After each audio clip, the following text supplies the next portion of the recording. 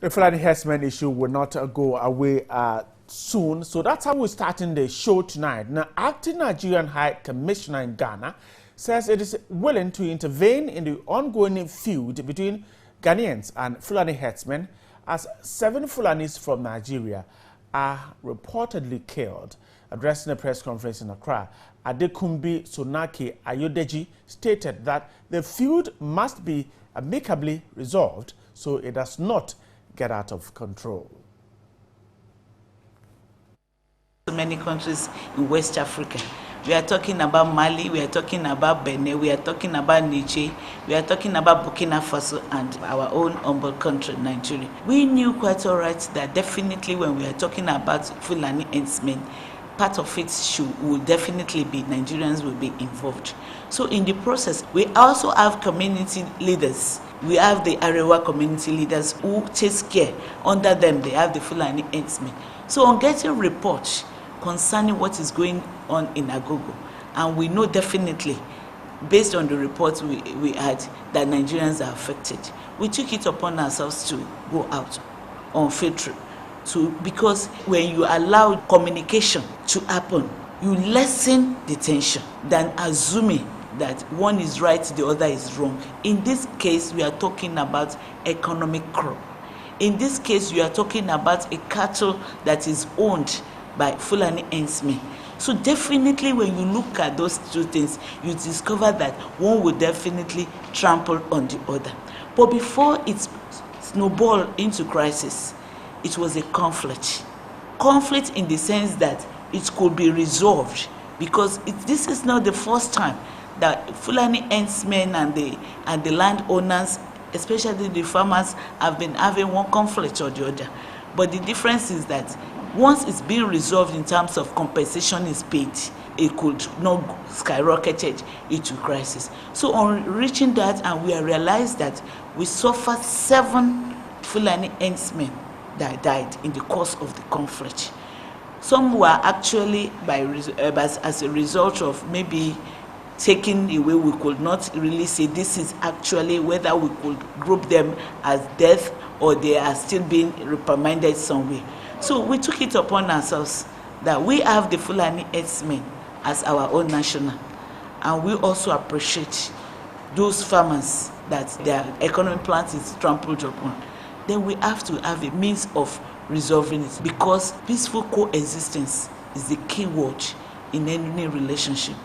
Like rightly said by one regional minister, if there is no peace, you would not aspire to come over to that place.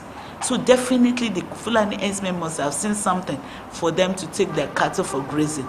So we took it upon ourselves to go to the regional ministers where these issues are being addressed, so that we all come together on a round table.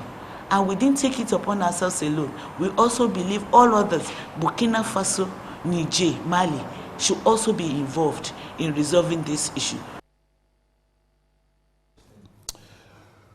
Right, let's stay on the Fulani issue. Since 2000, that issue has become a national concern here in Ghana, because a lot seems to be going on. Now, the ECOWAS protocols on free movement of goods and services and people have argued that it will make it difficult for Ghana to deal with the menace. But let's see how we can deal with it. Let's seek the views of Dr. Vladimir Ntwidanso, who is the Director of Academic Affairs at the Ghana Armed Forces Commanding Staff and International Relations expert. He just joined me on the phone lines. Dr. Danso, grateful. Now, we hear the Nigerian High Commissioner wading into this issue of the Fulani herdsmen. Perhaps it is not simply a concern for Ghana. It is going beyond our borders. So perhaps we need to do more than just talking about it in Ghana. The Nigerian High Commissioner is wading in. First of all, is this going to create some tension between Ghana and Nigeria? Well, absolutely not.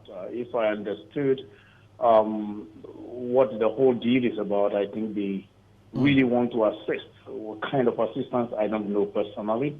But in this era of interdependence, any country, friendly country, would want to assist in any way possible I don't know the form of assistance, I must confess, but if Nigeria, with the experience of the nomadic tribes also up north, would want to assist, I don't have a problem with that. I have other problem with our own government, our way of trying to solve the problem. That is more important. And I think you mentioned the ECOWAS protocol. That's beyond that. The point is that free movement of goods and services does not mean anybody could just take any other properties and then hang it over the neck and enter any other country. And that's not what the protocol is about. So for you, this issue goes beyond just an ordinary Ghanaian issue, and that it has crossed our borders. And if it has, how do we collaborate as a sub-region to deal with it? I strongly suspect that if the ECOWAS sat up and drew some kind of protocols which we all have to adhere to, the point is that animals don't know borders. Even human beings don't obey borders. They will follow the green, and as they follow the green, they will cross the borders. At the time of Nkrumah, he did solve the problem very easily by signing an agreement with President Yamigo of Upper Volta then, in the sense that between November and April, the cattle would come down to Ghana to graze at their front plains. They were all stamped. They made corridors for them, specific corridors for them to come to Ghana to graze. And so they just weren't roaming about just by heart. It didn't bring about any feuds between indigenous and Burkinabés, the Fulanis. And then the agreement was such that if they were going back, about 60% of the cattle was sold to Ghana, and that fed the Bolga meat factory. Such an agreement could be undertaken. I don't see why our government is not entering into any agreement with the Fulani. Secondly, there are a lot of Ghanaians who are owning cattle, and they are walking about. In West Africa, this is a menace, and many people have written about it. One of my old friends, Professor Tuna, has written. And we don't understand why we keep the cattle just roaming instead of putting them into crowds. Good cattle rearing is making crowds for them and feeding them in the crowds. Right. This problem can be can be solved like that in Ghana. But at times, we send the military, Operation Cowley, Operation this, Operation that. But some individuals also own the cattle, and then we call them Fulani. They are not Fulanis per se, but they will have to also protect themselves, protect the animals, and that's why we are having this kind of conflict. Government must sit up. Governments in West Africa also must sit up and have a kind of protocol that enjoins cattle rearers, cattle owners to have crowds instead of just roaming about. So the ranching law that we're told first proposed in 2012, you think is the solution? Come again? The ranching law, where we have cattle made to only graze and live in a demarcated area, perhaps is a solution.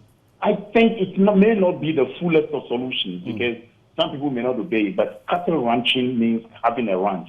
Cattle ranching means having a crowd, feeding the cattle in their crowds and in their ranches alone. If you haven't bought a piece of land which is your ranch, I don't see why you should go there. And this thing has been on and on and on several years now, and we're still battling with it.